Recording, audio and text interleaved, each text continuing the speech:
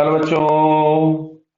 इसमें लिखा है study the following VT graph in column one carefully and match the statement given in the column two for the motion of particle from zero to T. Clear है? तो देखो यहां से अब यहाँ पे सारे ही हम लोगों को वेलोसिटी टाइम ग्राफ दिए गए हैं, तो बेटा हम लोगों को इसमें कुछ इंफॉर्मेशन पता होनी चाहिए कि स्लोप ऑफ वीटी ग्राफ ये हम लोगों को देता है एक्सेलरेशन, और एरिया जो हम लोगों के पास देता है area of VT graph gives change in position, या जिसको हम लोग डिस्प्लेसमेंट भी बोल सकते हैं। क्लियर है क्या? तो चलिए, दोनों इंफॉर्मेशन हमको पता थी, तो अब हम लोग चेक करना चाहते हैं। तो पहले वाले ऑप्शन में अगर हम देखें तो फर्स्ट वाला ऑप्शन अगर हम यहाँ पे सॉल्व कर रहे हैं तो यहाँ पे हमको दिख रहा है कि टोटल एरिया निगेटिव है, यानी जो डिस्प्लेसमेंट हम लोगों के पास है वो निगेटिव है, और वेलोसिटी भी हमको कंटिन्यूअसली निगेटिव दिख रही है, लेकिन वेलोसिटी और इसका जो स्लोप है वो स्लोप हमारे पास पॉजिटिव है। तो डिस्प्लेसमेंट निगेटिव हो गया बट एक्सेलरेशन हमारे पास आ जाएगा पॉजिटिव। दिख रहा है ना बेटा, इसका स्लोप पॉजिटिव है पहले वाले का। क्लियर? ये पॉजिटिव स्लोप की लाइन है। अगर हम पॉजिटिव स्लोप की लाइन बोले तो फर्स्ट और सेकंड में पॉजिटिव स्लोप की लाइन है, थर्ड और फोर्थ में स्लोप जो है वो निगेटिव हो गया। चलिए हम लोग सेकंड ऑप्शन पे आते हैं, मैच हम लोग बाद में करेंगे।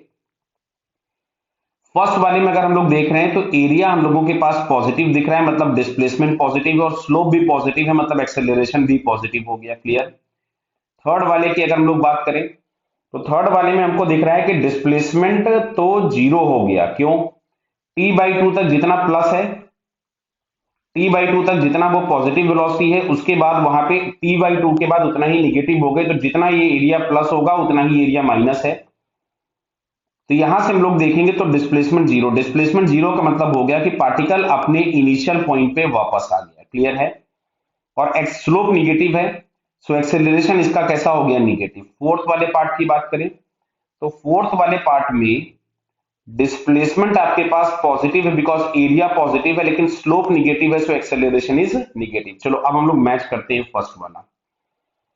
तो net displacement is positive but not zero गलत हो गया, net displacement is negative but non zero, बात सही हो गई।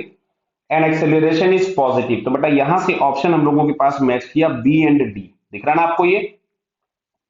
सेकंड वाले पे आ जाते हैं। तो सेकंड वाले में दिया, सेकंड वाला देखो ग्राफ कैसा है, एक्सेलरेशन भी पॉजिटिव और net displacement positive but non zero.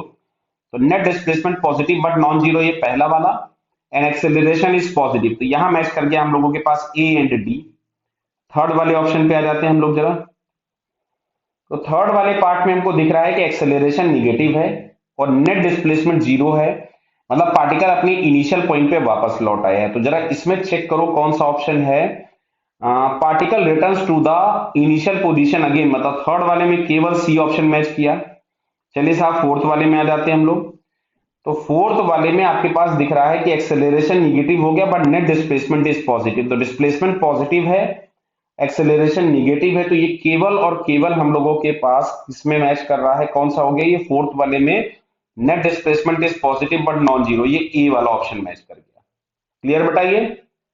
समझ में आया बेटा सभी को? Okay, all the best.